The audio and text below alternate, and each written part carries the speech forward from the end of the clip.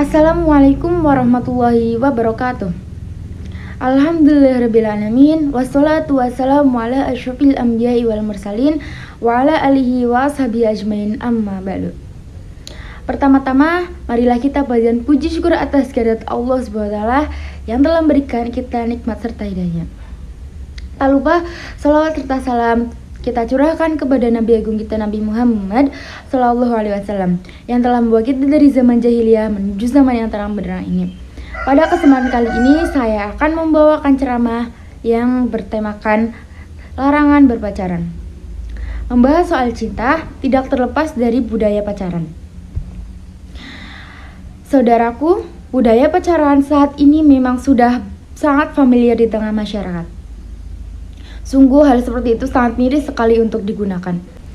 Lalu, bagaimana nasib bangsa ini apabila generasi muda sudah memanggil ayah, bunda, papi, mami, dan lain sebagainya? Bagi Anda yang sedang menjalin hubungan yang belum pasti ke depannya, yaitu pacaran, lebih baik putuskan dari sekarang juga. Move on. Dan yang paling penting adalah melupakan mantan. Sebab ada pepatah mengatakan, jika masa lalu ada sejarah, maka mantan merupakan peninggalan sejarah.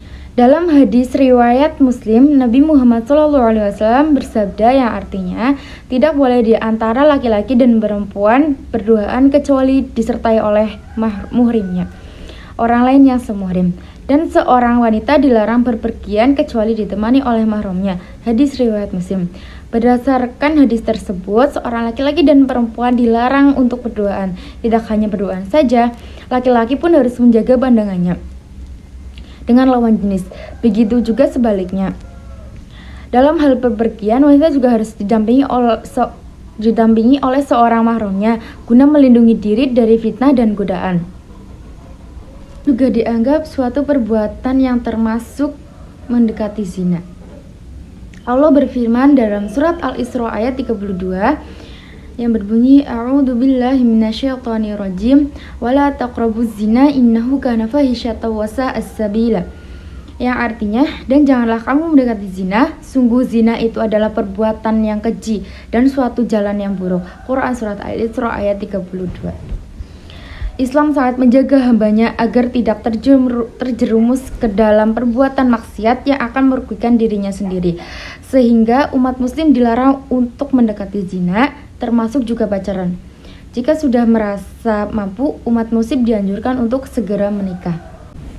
Perintah tersebut dianjurkan oleh Rasulullah SAW dalam sebuah hadis yang artinya, Rasulullah SAW mengatakan kepada kami, wahai para pemuda, siapa di antara kamu yang sudah mampu, maka menikahlah, karena sesungguhnya menikah itu dapat menahan dan memelihara pandangan dari perbuatan maksiat dan menjaga kemaluan dari hubungan seks yang diharamkan. Dan barang siapa yang belum mampu, hendaknya ia berpuasa karena ia menjadi sebaik-baiknya pengendal baginya.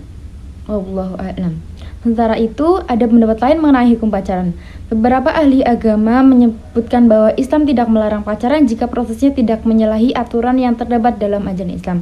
Apalagi jika tujuan pacaran adalah menuju ke jenjang pernikahan sesuai dengan sunnah Rasulullah. Namun itu semua kembali lagi kepada kepercayaan masing-masing, asalkan tidak merugikan diri sendiri dan orang lain. Kemudian ada 10 cara menahan rasa cinta kepada lawan jenis yang belum muhrim. Yang pertama adalah selalu mengingat Allah SWT. Cara menahan cinta yang pertama ialah dengan menguatkan hati dan selalu berupaya mengingat Allah sebagai bentuk cinta sejati dalam Islam. Yang kedua adalah sholat. Sholat merupakan salah satu cara meredam rasa cinta. Yang ketiga, memelihara pandangan. Meredam cinta yang berlebihan juga dapat dilakukan dengan memelihara pandangan. Yang keempat, jangan mencintai dengan berlebihan. Sesungguhnya sesuatu yang berlebihan tidak disukai oleh Allah SWT dan Rasul-Nya. 5. Berpuasa. Berpuasa juga merupakan cara untuk meredam rasa cinta yang berlebihan.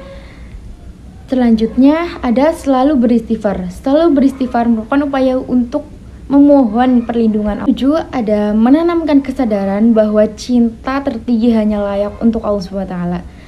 Manusia harus menyadari bahwa segala sesuatu di alam merupakan milik Allah SWT. Yang ke-8, Memfokuskan perasaan kepada hal yang positif dan bermanfaat. Cara menahan cinta berlebihan yang terakhir adalah dengan memfokuskan rasa cinta tersebut ke hal lain yang lebih positif. Yang kesembilan ada kesadaran bahwa manusia merupakan makhluk ciptaan Allah yang lemah. Manusia juga harus menyadari bahwa manusia merupakan makhluk ciptaan Tuhan yang lemah, artinya bahwa hanya Allah Subhanahu wa Ta'ala yang pantas dicintai dengan sangat besar. Yang ke-10 atau yang terakhir ada cinta dan kebahagiaan dunia bersifat sementara. Sadari juga bahwa cinta dan kebahagiaan sehingga tidak akan ada yang abadi kecuali bagi mereka orang yang soleh. Oleh sebab itu, tentunya sia-sia jika Anda sampai secara berlebihan mencintai seseorang. Seperti yang tertera dalam firman Allah SWT dalam Quran Surat Al-Jathiyah ayat 24, yang artinya, dan mereka berkata, kehidupan ini tidak lain hanyalah kehidupan di dunia saja. Kita mati dan kita hidup dan tidak ada yang akan membinasakan kita selain masa. Dan mereka sekali-kali tidak mempunyai pengetahuan tentang itu. Mereka tidak lain hanyalah menduga-duga saja. Sekian pidato yang dapat saya sampaikan. Apabila ada salah kata, saya mohon maaf. Wabillahi taufiq wal hidayah. Wassalamualaikum warahmatullahi wabarakatuh.